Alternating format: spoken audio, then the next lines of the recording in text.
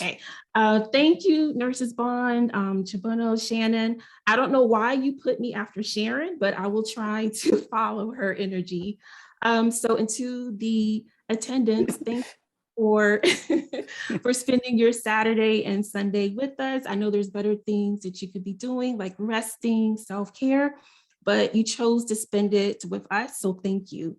So I'm going to go ahead and get started. And so we are going to talk about how to rebuild a healthy nursing workforce, which is something that is very timely and relevant considering the pandemic.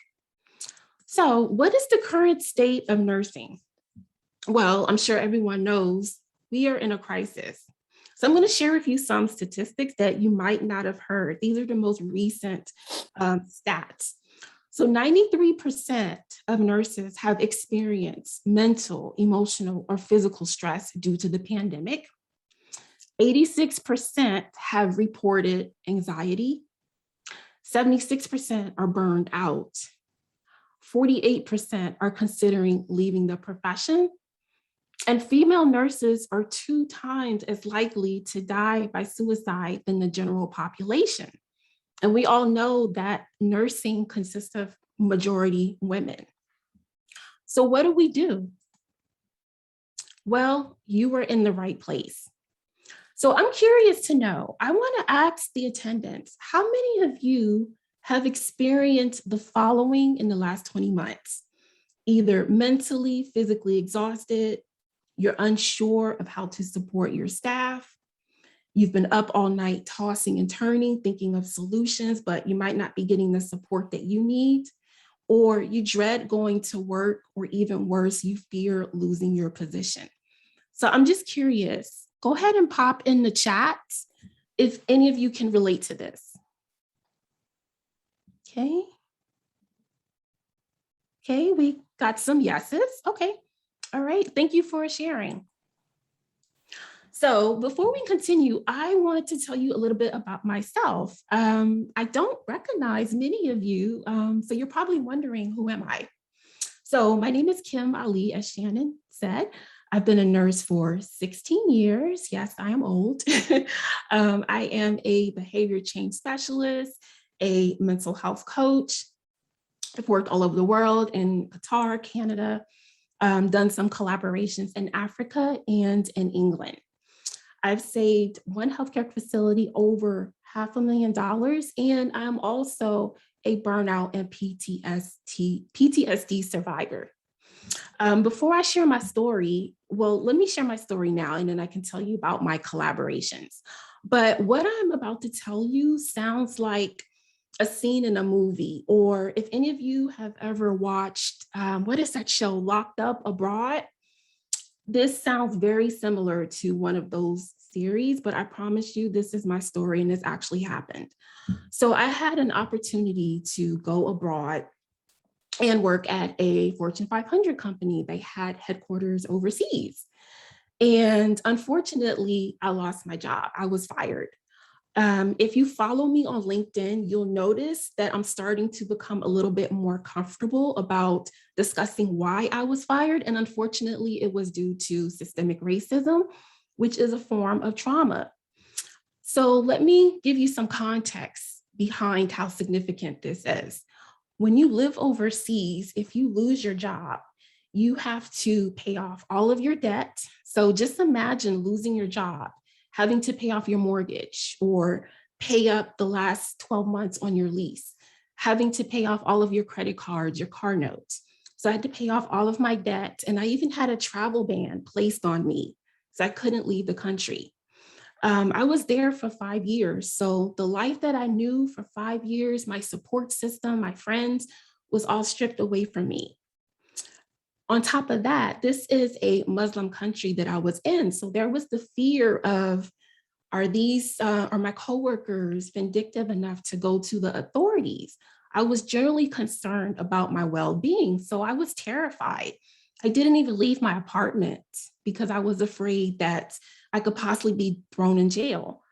So luckily, 2 weeks later, managed to leave the country safely. And 2 weeks after I arrived back into the States, my niece passed away. So you're talking multiple traumatic events, being fired, financial constraints, loss of a support system, death, unemployment within a matter of a month. And even still, despite everything that happened, I still pretended that I was okay, that nothing happened. I was embarrassed to tell my family and friends what happened to me overseas.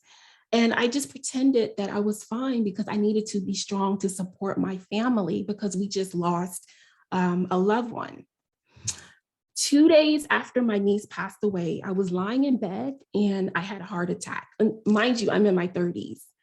But that is just an example of how stress and trauma can have an impact not only on your mental health, but your physical health as well.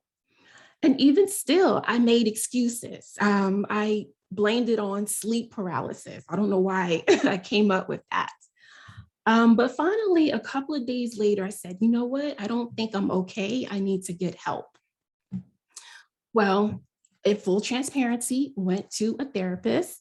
And unfortunately, the therapist that I had at the time, it wasn't helpful. So now what do you do when you go to therapy and even therapy is not helping you? Who do you turn to then? Well, I've always been fascinated with what makes people so resilient. Some people can go through hell and come out stronger and wiser and better, but then some people, the littlest situation, it seems like they have difficulty coping. So I started doing some researching, and that's when I became a mental health coach and a behavior change specialist. And I promise you, within weeks of me implementing the methodologies that I was learning, I started to see the impact in my life for the positive. So I started helping some of my friends who were nurses, and they started to see a difference as well. I realized I was onto something, that I had something powerful and that I needed to share it with others. I started talking about my business online, and then the pandemic hit. And I started to get requests from facilities. They needed support for their nurses. And so that's how my business started. So I always tell people that my business found me. It was not my intent to start a business. And so after my business, within a short amount of time, I've managed to partner with HealthStream. I've done some self-care content creation. As Shannon mentioned, I've been on Fox, CBS, NBC. I've even had an article published by the National Student Nurses Association. I am a wellness consultant with WellRight, and I also am a nurse deck ambassador with just a short amount of time. So I hope my story can inspire everyone who's listening, and just know that your current situation is not a prediction of the future. So let's go ahead and continue. Now, I talked about a lot of trauma, but let's go ahead and talk about how traumatic events affects nurses. So if you guys are familiar with the ACE study, this is a study that was conducted with Kaiser Permanente and the CDC. And so just to summarize, the ACE study, the intent was to discover what impact does trauma have on people. And so the study revealed that individuals with more than 4 traumatic experiences have a higher chance of developing either emotional, mental, or physical side effects. So let's take a closer look. So trauma is subjective. What may be traumatic to me might not be traumatic to you. And that explains why you still have nurses that seem to be okay. They might state that they're not burned out and that they're fine. So let's go ahead and look at nursing, right? So if we think about the past 20 months, these are all of the traumatic events that have happened to nurses: death, patients dying, or even they've lost a loved one. Suicide, we know that nurses have committed suicide. Again, like the statistics say, female nurses are 2 times as likely to die by suicide. Secondary trauma. So secondary trauma is if you go out to dinner with your other nurses and they're telling you about what happened at their job. Even though it didn't happen to you directly, it's still traumatic hearing the stories. Financial problems. A lot of nurses are the breadwinners. They have spouses or partners who were probably laid off during the pandemic. And so now they have the responsibility of putting food on the table for everyone. Illness. Again, you have nurses who have contracted COVID. They have relatives that have contracted COVID. Betrayal. We all know a lot of nurses feel betrayed by the system. And then there's moral distress, having to decide who gets an ICU bed, having to decide who gets oxygen to live. This is all traumatic. But what impact does this have? Well, let's take a look. So with the ACE study, these are the results. There were 17,000 participants that were in the study. And so the age range, the demographics is varied, right? 19 to 60 years of age. These are the results. Now, you're probably saying, well, Kim, this study was done on individuals who had traumatic experiences in their childhood. Yes, that is true, but trauma still has an impact on us, whether we are children or adults. Perfect example, look at war veterans, people who've gone to Vietnam, the war in Iraq, Afghanistan. They are coming back with mental health conditions. So let's go ahead and take a closer look. So now with the study, individuals who had experienced 4 or more traumatic events, 55% admitted that they were chronically depressed. 33% attempted suicide. 28.4% admitted to drug use. 16.1% admitted to alcohol abuse. And 18% had job performance issues. So we know in nursing, job performance issues is dangerous because that ends up in medication errors or even sentinel events. So I want to ask you another question. Based off of these statistics, how many of you would feel comfortable being admitted to a hospital? Or how many of you would feel comfortable having your children admitted to a hospital if you knew that 55% of the nurses were chronically depressed, suicidal, drug addicted, alcoholics, or underperforming? So go ahead and pop in the chat.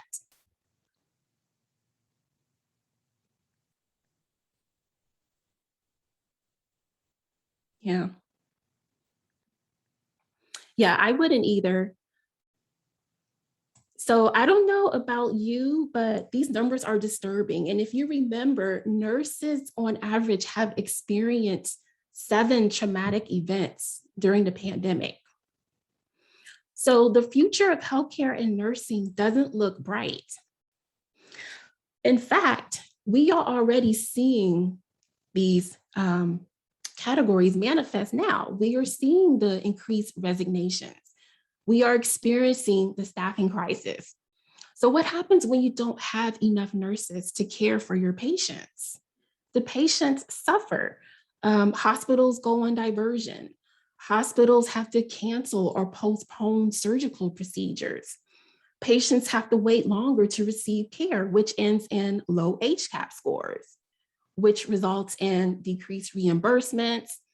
You could possibly have sentinel events. Your reputation is impacted. The patient volume declines, and then eventually you start to see hospitals closing. Now, when I was growing up, these type of hospitals were exclusive to certain zip codes or certain areas, but we're starting to see this happen all over the country now because of the pandemic. So what are the solutions? So what would it mean for you to be able to provide the support that your team needs, to receive the recognition that you deserve? Can you imagine everyone coming to you and saying, oh my God, thank you for providing the support that we needed? How would it feel to have an engaged staff? What would it mean to reclaim your life back? So pop in the chat. How many of you have had to put personal goals on the back burner over the past 20 months because of the pandemic? I know a lot of nurse leaders that I speak to, they're working 15, 16 hours a day. Even on the weekends, they're on call and have to go in. So what would it mean for you, even just to have one or two of these? What would it mean to have increased patient satisfaction and quality of care? Because at the end of the day, it's the patient that matters. And unfortunately, they are the ones that are suffering the most right now. This is possible, but we have to stop believing two myths. First one, we have to stop believing that nurses are heroes and that it's our job to put others first instead of our well-being. It is impossible to show up and pour into your team or pour into patients when your cup is empty. So we have to start setting aside time to take care of ourselves so that way we can heal. And then the second one is that asking for help is a sign of weakness. In order for us to make a change, we have to work together and we have to pull our resources together, and that involves asking for help, right? So what are some of the solutions? We need to heal our nurses. Nurses are emotionally, mentally, physically burned out.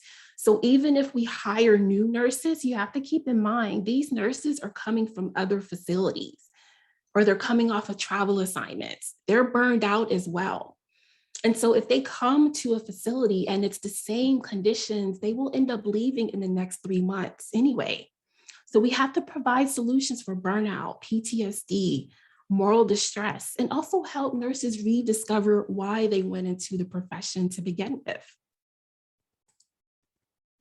Next solution, and these are some great retention strategies. So again, holistic wellness programs, emotional intelligence, shared governance. Nurses have been on the front line for the last 20 months. So they know what works, they know what doesn't work. So giving them a seat at the table, making them feel valued so that way they can share ideas and actually implement them will help with retention. Flexible staffing models. You know, nurses need to have time off. They need to have vacation.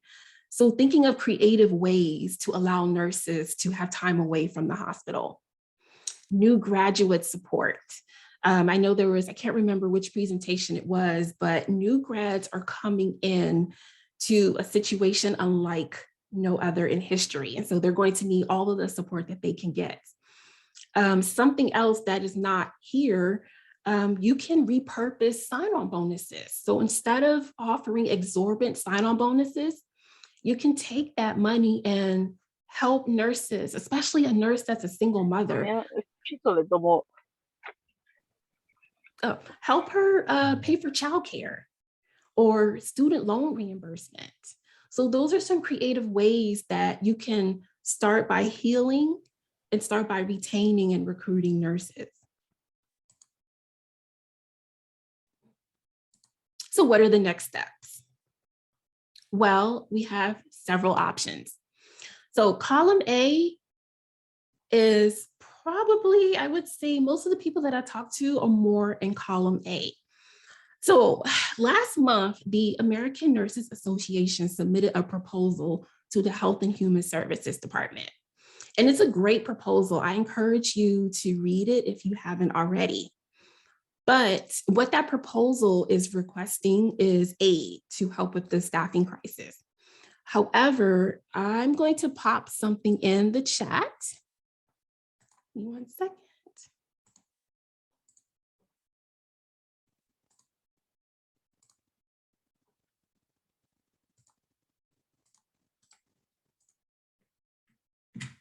Okay, so I just popped a link into the chat. Now, this link states that the Department of Health and Human Services just released 25 billion, not 25 million, $25 billion in aid to healthcare providers. It doesn't mention anything about nursing. So who is going to help nursing? Who's going to support us get through this crisis? The next one is, I don't have time. Well, that's the beauty of getting help. Remember, asking for help is a sign of strength. So if you don't have the time, have someone come in and do the work for you so that way you can provide the support that your nurses need. And next is budget. I don't have the budget. Well, how much money are travel nurses making? So the money is there, and continuing to utilize travel nurses is not sustainable financially. So option B is we can take control of the situation. And so because everyone here is high achievers, I think you're interested in option B. So option B is providing solutions to help our nurses heal.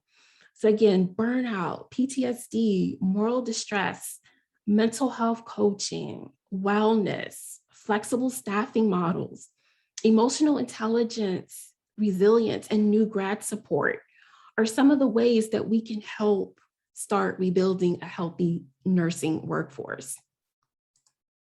So the structure, you could have workshops, you could have organizational audits with recommendations, and then there's also programs that you can implement.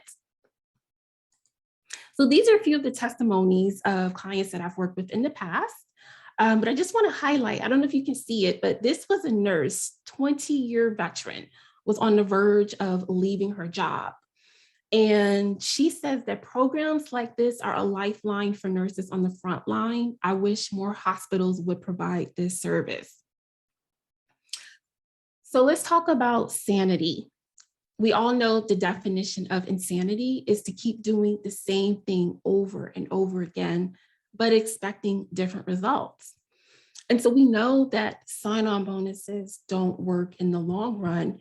And so it's time that we try something new. You know, we've talked about innovation during this call. So let's try new innovative ways to help heal our nurses. And so that way we can start retaining and recruiting nurses that are committed to the profession. So if you want to save your sanity and you think you can need a little bit of support or just some ideas to help support your team, go ahead and reach out to me. This is my contact information. I am also on LinkedIn. Let me pop my link in the chat.